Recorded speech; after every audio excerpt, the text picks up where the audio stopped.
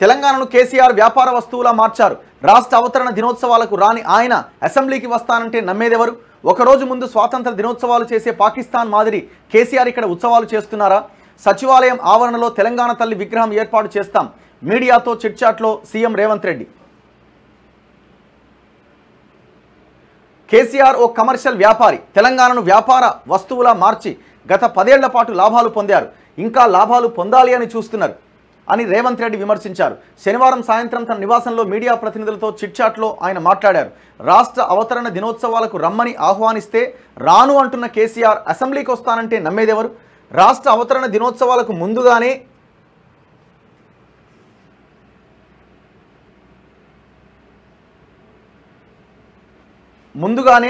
Gun పార్కుకు వెళ్ళడానికి ఆయన ఎన్నికల కమిషన్ అనుమతి తీసుకున్నారా? అయినా ఒక రోజు ముందుగా అమరవీరుల స్తూపం వద్దకు వెళ్ళడం ఎందుకు? భారతదేశం ఆగస్టు 15వ తేదీన స్వాతంత్ర దినోత్సవం చేసుకుంటే పాకిస్తాన్ ఒకరోజు ముందుగానే నిర్వహిస్తోంది. అదే మాదిరిగా కేసీఆర్ ఒకరోజు ముందుగా అవతరణ దిన ఉత్సవాలు చేస్తున్నారా? అవతరణ వేడుకలంటే కేసీఆర్కు ఇష్టం, గౌరవం లేకనే రావడం లేదు. ఇలా హాజరు కాని ప్రధాన ప్రతిపక్ష నాయకుడు ఎవరైనా ఉంటారా? పాయింట్ ఏంటంటే నిన్న రాత్రి కొవ్వొత్తుల ర్యాలీ పెట్టిండు. మరి ఇవాళనే పెట్టొచ్చు కదా, అదేదో ఇవాళనే ప్రోగ్రామ్ చేయొచ్చు కదా. సరే, మీరు అక్కడ కాంగ్రెస్ గవర్నమెంట్ ఉంది కాబట్టి మీకు నచ్చలేదు కాబట్టి మీరు వెళ్ళలేదు అనుకుందాం. మీరు ఒక ప్రోగ్రామ్ నిర్వహించి మీరు చేసుకోవచ్చు కదా. అయినా వెళ్తే వచ్చేది ఏముందండి? గౌరవం కదా అదే. ప్రజలు మీరు ఒకవేళ మీరు స్టేజ్ ఎక్కితే మంచి అరే కేసీఆర్ పోయిండ్రా బై అనే అనుకుంటారు. మీకు మంచిగా జరుగుతుంది. పాజిటివ్ వేలోనే ప్రజలు ఆలోచిస్తారు. మీ మైండ్ ఎందుకు నెగిటివ్గా ఉంది? ఇగో అంటే నేను మాజీ ముఖ్యమంత్రిని, నేను అసలు ఆ సీట్లో కూర్చోవాల్సింది, వేరే వాడు వచ్చి ఆ సీట్ని ఆక్రమిస్తాడా అని మీరు దాన్ని డైజెస్ట్ చేసుకోలేకపోతున్నారు. మీరు ఎట్లా లీడర్ అవుతారు? ఇప్పుడు వాళ్ళకంటే మేమేదో చేయాలని ముందు రోజు కొవ్వొత్తుల ర్యాలీ చేస్తే అయిపోద్దా? మళ్ళీ పోయి ఏడికి పోయిండు? గన్ పార్క్ ఆడికి పోయిండు ఆయన. ఏనాడన్నా గన్ పార్క్ ఓపెనింగ్ ఏనాడన్నా పట్టించుకున్నావు 10 సంవత్సరాలుగా?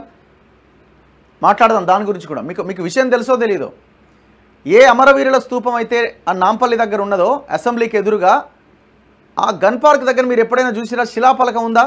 ఎవరు దాన్ని తయారు చేశారు? ఆ శిల్పి ఎవరు ఓపెనింగ్ చేశారు ఏంటి అని లేదు. ఇంతవరకు అది ఓపెనింగ్కి నోచుకోలే. ఆనాడు ఆంధ్ర పాలకులు, కాంగ్రెస్, తెలుగుదేశం అన్ని పార్టీలు, ఆ పార్టీల్లో ఉన్నటువంటి ఆంధ్ర నాయకులు దాన్ని ఓపెన్ చేయకుండా ఆపేసారు. తెలంగాణ వాళ్ళు కూడా ఏమైనా గట్టిగా అడిగారంటే వాళ్ళు బానిసల్లాగా వాళ్ళ సంఖలో ఉండి పనిచేసారు. అసలు అక్కడికి పోయి దాని గురించి మాట్లాడితే ఎక్కడ మా పదవి పోతుందో అనుకున్నారు. అందుకోసమే కదా మనం కొట్లాడింది తెలంగాణ రాష్ట్రం కోసం. తెలంగాణ వచ్చింది, కేసీఆర్ ముఖ్యమంత్రి అయిండు, ఓపెనింగ్ అయిద్దేమో అనుకున్నారు. ఇంతవరకు అతిగతి లేదు. 10 ఏళ్ళుగా దాన్ని పక్కన పెట్టి ఎందుకు పక్కన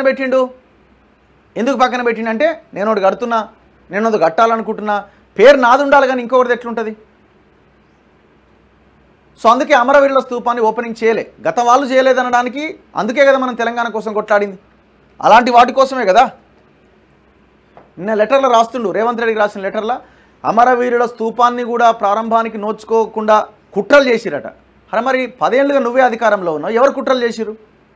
1972లో భూమి పూజ చేస్తే 1974లో అది కంప్లీట్ అయితే 2024 సంవత్సరంలో ఉన్నాం. ఇంతవరకు గన్ పార్క్ దగ్గర ఉన్న అమరవీరుల స్తూపాన్ని ప్రారంభించలే. సిగ్గుపడాలి మనం. ఎంత దుర్మార్గం అండి. నేను నిన్న అక్కడికి వెళ్ళొచ్చిన, ఎవరు నరసింహరావు గారి యాదగిరిరావు గారి ఇంటర్వ్యూ చేసిన, ఎక్కా యాదగిరిరావు గారిది. సో ఆయన నాకు ఈ పుస్తకం ఇవ్వడం జరిగింది, ఈ మెమొరీస్ ఇవన్నీ కూడా. మీకు ఇంటర్వ్యూ కూడా మీకు యూట్యూబ్లో పెట్టినాం ఆల్రెడీ. సో ఆయన ఈ ఫోటోలు ఎట్లా ఏ రకంగా వాళ్ళు ఇది చేశారని. ఆనాడు 1972 to 74లో 4 లక్షల రూపాయలతో దాన్ని నిర్మించడం జరిగింది. ఆ ఎక్స్ప్లెయిన్ చేస్తుంటే ఎంత అద్భుతమైన నిర్మాణం అంటే ఇది. టోటల్ ఇదంతా కూడా స్టోనే, సింగిల్ స్టోన్. ఇగో మీకు ఇక్కడ ఈ భూమి పూజకు సంబంధించిన ఫోటోలు ఇవన్నీ ఇందులో ఉంటాయి.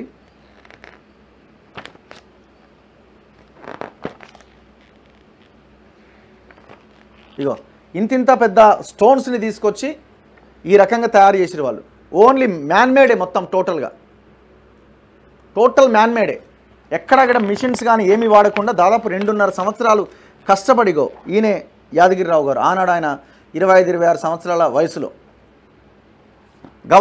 గవర్నమెంటే ఈ స్తూపాన్ని పెట్టాలని ప్రయత్నం చేసింది కానీ ఓపెనింగ్ చేయలే. మరి లాస్ట్ 10 yearsకి కూడా ఇది ఓపెన్ కాలే ఇంతవరకు. ఎంత సిగ్గుచేటు చెప్పండి మనకిది. అంత మళ్ళీ పెద్ద పెద్ద మాటలు మాట్లాడేటోళ్ళే.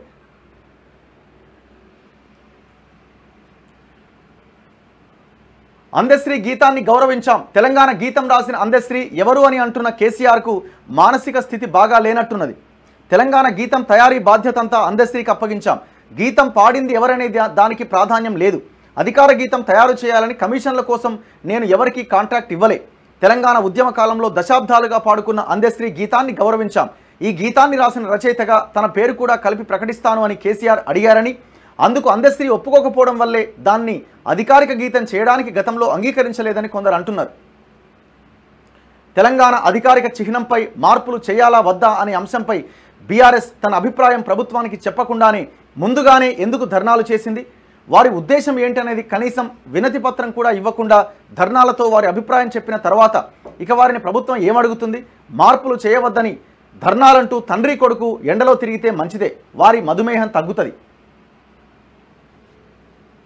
తెలంగాణ తల్లి విగ్రహ నమూనాల బాధ్యత ఫైన్ ఆర్ట్స్ కాలేజీకి అప్పగించిరట. బీజేపీ కేసీఆర్ను కాపాడాలని చూస్తున్నదట. ఎవరు? రేవంత్ రెడ్డి అంటున్నారు. కరెంటు పైన వాస్తవాలు చెప్పడానికి నేను సిద్ధంగా ఉన్నా. సీనియర్ నేతకు పీసీసీ పీఠం. ఈ నెల 27తో పీసీసీ అధ్యక్షుడిగా నా 3 ఏళ్ల తర్వాత చదువుదాం.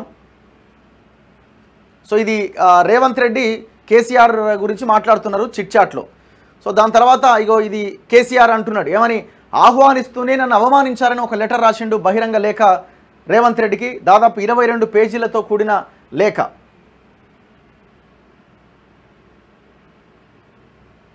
కాంగ్రెస్ పాపాలకు పశ్చాత్తాపం ఏది? తెలంగాణ రాష్ట్ర అవతరణ సుదీర్ఘ ప్రజా పోరాటం, అమరుల త్యాగాల పర్యవసానంగా కాకుండా కాంగ్రెస్ దయాభిక్షగా ప్రచారం చేయడాన్ని నిరసిస్తున్నాను. 1969 నుంచి భిన్న దశల్లో విభిన్న మార్గాల్లో ఉద్యమ ప్రస్థానం సాగింది. చరిత్ర పొడవునా తెలంగాణ ఉద్యమాన్ని కాంగ్రెస్ రక్తసిక్తం చేసిందనేది మీరు దాచేసిన దాగని సత్యం. ఫజల్ అలీ కమిషన్ సిఫారసులను కాలరాసి తెలంగాణ ప్రజల అభీష్టానికి విరుద్ధంగా ఆంధ్రప్రదేశ్ ఏర్పాటు చేసి తెలంగాణలో 5-6 తరాల ప్రజల జీవితాలను చిన్నాభిన్నం చేసిన దుర్మార్గ చరిత్ర కాంగ్రెస్ పార్టీది. అన్ని పార్టీలు మోసం చేసినాయి కాబట్టే, దోపిడీ చేశారు తెలంగాణ రాష్ట్రాన్ని కాబట్టే తెలంగాణ ప్రజలు పోరాటం చేసి తెలంగాణ రాష్ట్రాన్ని సాధించుకున్నారు. వచ్చిన 10 సంవత్సరాల తెలంగాణ ఎట్లా ఉండాల్సి ఉండే? నువ్వు 10 ఏళ్ళుగా ముఖ్యమంత్రి ఉండి ఈ రాష్ట్రాన్ని ఎంత అద్భుతంగా తయారు చేయాల్సి ఉండే? ఆర్థిక వనరులతో పరిపుష్టిగా ఉన్న ఈ రాష్ట్రాన్ని ఏం చేసినావు? 100 ఏళ్లుగా చేయలేని విధ్వంసాన్ని 10 సంవత్సరాల్లో చేసి చూపించేసినావు. ఇంకా నువ్వు 22 పేజీల లెటర్ రాసుడు, ఇది ఇంత డ్రామాలు ఎందుకు ఇవన్నీ?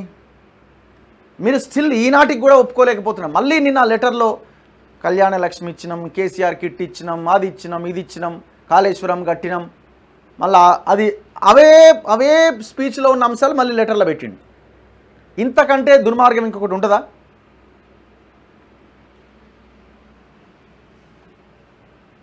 సో ఇది కేసీఆర్ వర్సెస్ రేవంత్ రెడ్డిగా నిన్న వారు నడిచింది. నా పాయింట్ ఏంటంటే, వీళ్ళంతా రాజకీయ నాయకులు. వీళ్ళంతా వీళ్ళు విమర్శలు చేసుకుంటారు. కేసీఆర్ అయినా, రేవంత్ రెడ్డి అయినా, ఇంకో నాయకుడైనా.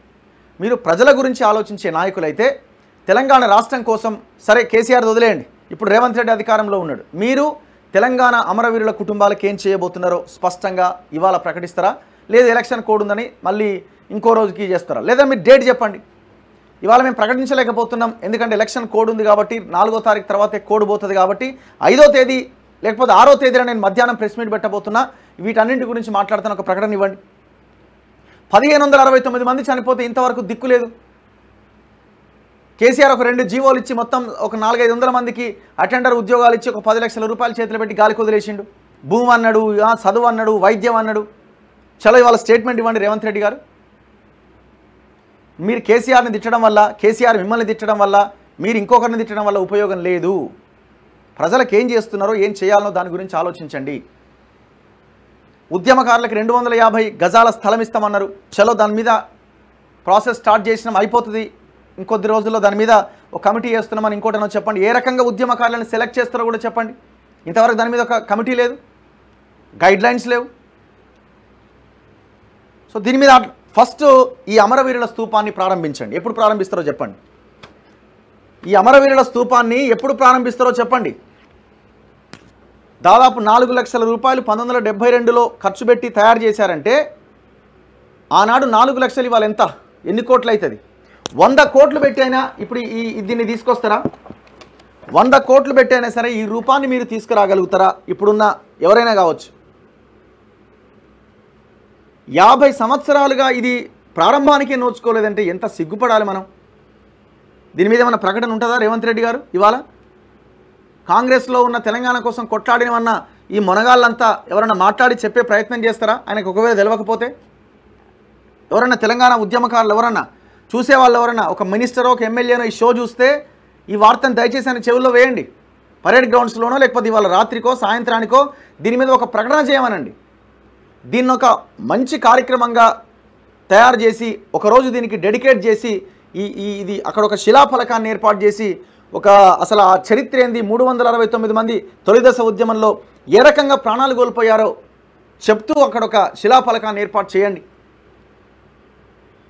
ఆయనకి ఏదైనా పరిహారం ఇవ్వండి. ఇంతవరకు ఆయనకు పాపం దారుణమైన సిచ్యువేషను. 2.5 సంవత్సరాలు తన పనులు వేసుకొని అంత కష్టపడి పనిచేస్తే ఇది ఇప్పుడు ఈ చరిత్రలో నిలిచిపోతున్నది కదా ఈ స్తూపం. ఆయన ఏం అది కూడా అడుగుతలేడు. నాకు ఏదో కావాలి, ఇంకేదో కావాలి, నాకు శాలువా కప్పాలని కూడా అడుగుతలేడు పాపం. యాదగిరిరావు గారు నిన్న నేను ఇంటర్వ్యూ చేసిన, ఇంటర్వ్యూ చూడొచ్చు మీరు. ఆయన ఒకటే అడుగుతున్నారు, అక్కడ ఒక శిలాఫలకం పెట్టండి, అది ఎవరు కట్టినారని చరిత్రలో ఎట్లా తెలవాలి భవిష్యత్ తరాలకని. ఇప్పుడు మా జనరేషన్ ఇంకో జనరేషన్ పోయింది అనుకోండి, ఎవరికి తెలుస్తుందండి ఎవరు కట్టిరని? చాలామందికి తెలియదు అది ఎవరు ఇది చేశారు. సో ఈ అమరవీరుల స్తూపాన్ని ఓపెన్ చేయండి దయచేసి. ప్రారంభం కార్యక్రమం ఏర్పాటు చేయండి. కోట్ల రూపాయలు ఖర్చు పెడుతుంది. ఇవాళ పేపర్లో కూడా పెద్ద ఇది వేసినారు చూడండి. ఇగో ఇది వేసుకున్నారు కదా, ఇది ఓపెన్ అయిందా? ఇంత పెద్ద యాడ్ వేసిరు కదా. ఇప్పుడు ఈ పేపర్కి ఎంత ఇచ్చుంటారు? కోట్ల రూపాయలు ఇచ్చుంటారు కదా, లక్షల కోట్ల రూపాయలు. మరి ఇది ఓపెనింగ్కి చేయొచ్చు కదా.